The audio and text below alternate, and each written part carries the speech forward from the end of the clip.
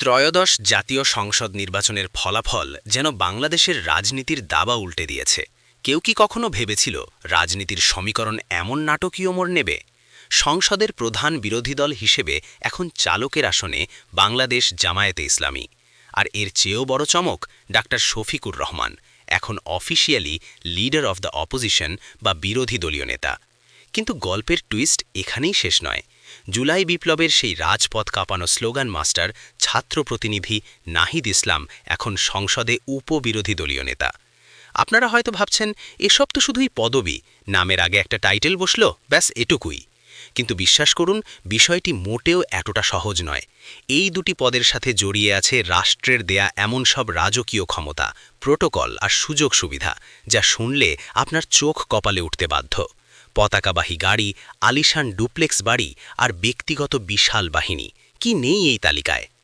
আজকের ভিডিওতে আমরা পাই টু পাই হিসাব কষে দেখব ডাক্তার শফিকুর রহমান এবং নাহিদ ইসলাম রাষ্ট্রের কাছ থেকে ঠিক কী ভিআইপি ট্রিটমেন্ট পেতে যাচ্ছেন, এবং কেন এই প্রোটোকলগুলো শুধু বিলাসিতা নয়, বরং ক্ষমতার আসল চাবিকাঠি।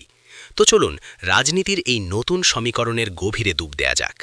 সবচেয়ে প্রথমেই যে বিষয়টি পরিষ্কার করা দরকার, তা হলো এই পদগুলোর ওজন আসলে কতটা। বাংলাদেশের সংবিধান এবং পার্লামেন্টারি আইন অনুযায়ী বিরোধী দলীয় নেতা কোনো সাধারণ MP non. Leader of the opposition পদটি আক্ষরিক অর্থে একজন পূর্ণ মন্ত্রীর বা ফুল মিনিস্টারের সমমর্যাদার। অর্থাৎ সরকারের একজন প্রভাবশালী মন্ত্রী যে প্রোটোকল পান, ডাক্তার শফিকুর রহমানও হুবহু সেই একই পাওয়ার প্র্যাকটিস করবেন। অন্যদিকে তরুণ তুর্কি নাহিদ ইসলাম, যিনি উপনেতা বা deputy leader of the opposition হয়েছেন, তিনি ভোগ করবেন একজন প্রতিমন্ত্রীর বা স্টেট মিনিস্টারের সমস্ত সুযোগ সুবিধা। রাষ্ট্রীয় পদমর্যাদা বা ওয়ারেন্ট অফ প্রেসিডেন্ট নামের যে তালিকাটি আছে, সেখানে এই পদগুলোর অবস্থান জানলে অবাক হবেন। রাষ্ট্রের সর্বোচ্চ ব্যক্তি বা প্রধানমন্ত্রীর পরেই অবস্থান স্পিকারের, তারপর প্রধান বিচারপতির, আর ঠিক তারপরেই মন্ত্রীদের অবস্থান। অর্থাৎ প্রোটোকলের দিক থেকে ডাক্তার শফিকুর রহমান এখন রাষ্ট্রের একেবারে শীর্ষস্থানীয় নীতি নির্ধারকদের কাতারে। কোনো রাষ্ট্রীয় অনুষ্ঠানে গেলে তাকে মন্ত্রীর সমান সম্মান জানাতে বাধ্য থাকবে প্রশাসন। আর সংসদের ভেতরে সেখানে তার আসনটি হবে প্রধানমন্ত্রীর ঠিক বিপরীতে, স্পিকারের বাম পাশের একেবারে প্রথম সারিতে। অর্থাৎ তিনি এখন সরাসরি প্রধানমন্ত্রীর চোখের দিকে তাকিয়ে কথা বলবেন।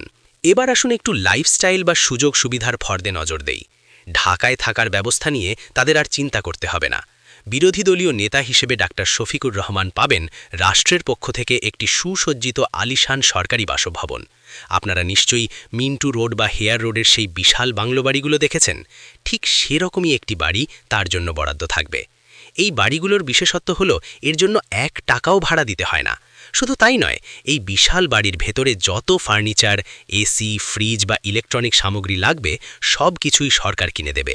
বিলাসবহুল এই জীবনের খরচ কে দেবে? উত্তর হলো রাষ্ট্র।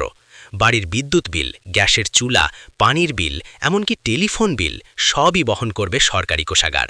আর নিরাপত্তার কথা যদি বলি, বাড়ির গেটে 24 ঘণ্টা পাহারায় থাকবে পুলিশের একটি চৌকস দল।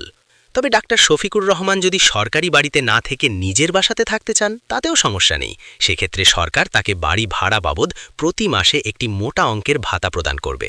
অর্থাৎ লাভ দুদিক থেকেই। এবার আসি যাতায়াত ব্যবস্থায়।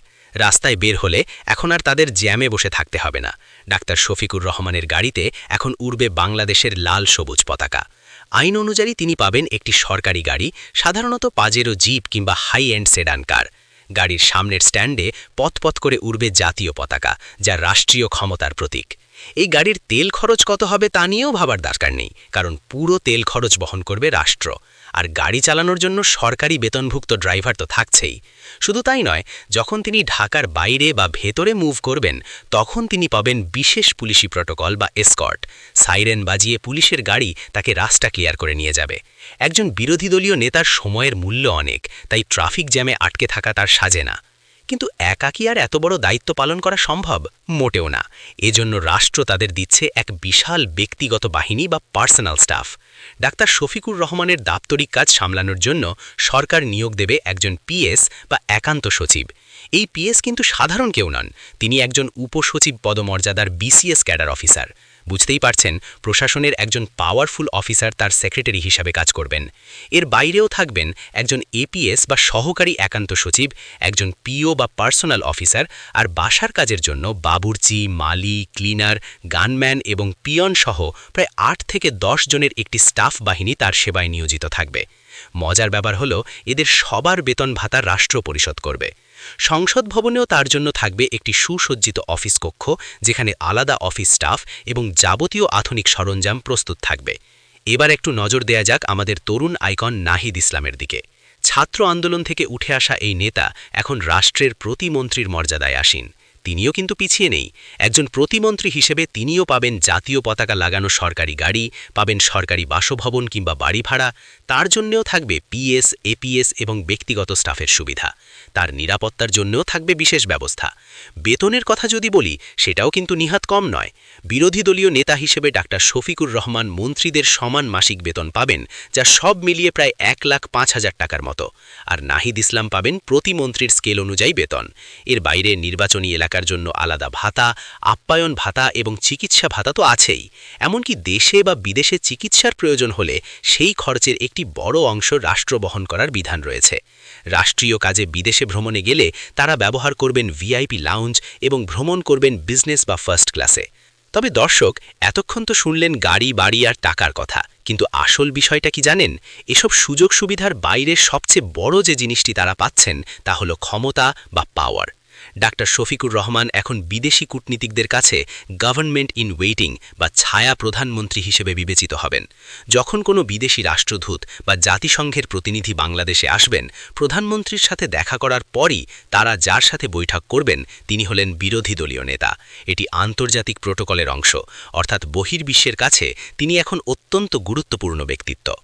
সংসদে যখন বাজেট পেশ হবে বা কোনো বিল পাশ হবে, তখন তার উপর কথা বলার জন্য স্পিকার তাকে প্রধানমন্ত্রীর সমান বা কাছাকাছি সময় দিতে বাধ্য থাকবেন।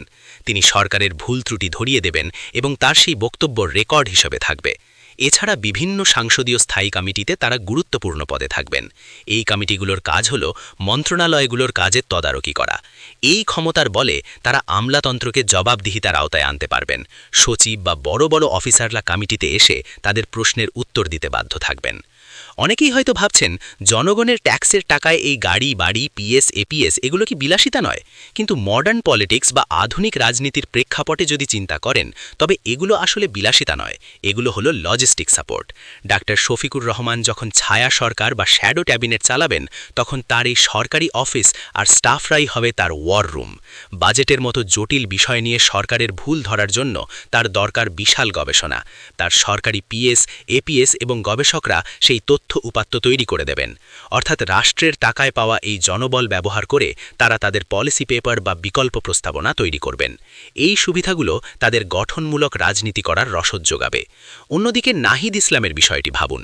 জুলাই বিপ্লবে ছাত্ররা রাস্তায় স্লোগান দিয়েছে, রক্ত দিয়েছে, কিন্তু এখন নাহিদ ইসলাম সেই শক্তি নিয়ে প্রশাসনের টেবিলে বসবেন। তার পতাকাবাহী গাড়িটি শুধু একটি বাহন নয়, এটি তরুণ প্রজন্মের জন্য একটি মেসেজ যে আমরা শুধু রাস্তাই নয়, আমরা রাষ্ট্র পরিচালনাতেও অংশ নিতে জানি। শিক্ষা মন্ত্রণালয় বা যুব ও ক্রীড়া মন্ত্রণালয়ের মতো দুর্নীতি বা অনিয়ম নিয়ে যখন নাহিদ ইসলাম প্রোটোকল মেনে প্রশ্ন তুলবেন, তখন প্রশাসন নড়ে চড়ে বসতে বাধ্য হবে, যা হয়তো সাধারণ একজন এমপির পক্ষে করা কঠিন ছিল। সুতরাং এই প্রোটোকল, এই নিরাপত্তা এবং এই সুযোগ সুবিধা এগুলো তাদের জন্য কোনো উপহার নয়, বরং এগুলো হলো তাদের কাজের হাতিয়ার, যাতে তারা বিরোধী দলের গুরু দায়িত্ব সঠিকভাবে পালন করতে পারেন এবং সরকারের ওপর কার্যকর চাপ সৃষ্টি করতে পারেন। মিন্টু রোডের বাড়িতে বসে তারা কি সরকারের গঠনমূলক সমালোচনা করবেন নাকি আপোষ করবেন, সেটাই এখন দেখার বিষয়। তবে এটা নিশ্চিত, বাংলাদেশের রাজনীতিতে বিরোধী দলের সংজ্ঞা এবং স্টাইল দুটোই বদলে গেছে।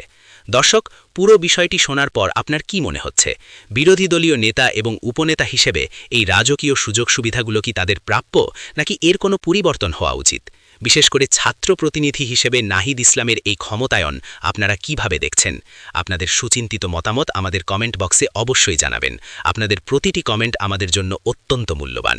ভিডিওটি ভালো লাগলে লাইক দিন, বন্ধুদের সাথে শেয়ার করুন, আর রাজনীতি ও সমসাময়িক বিশ্বের এমন সব গভীর বিশ্লেষণধর্মী ভিডিও নিয়মিত পেতে আমাদের সাথে থাকুন।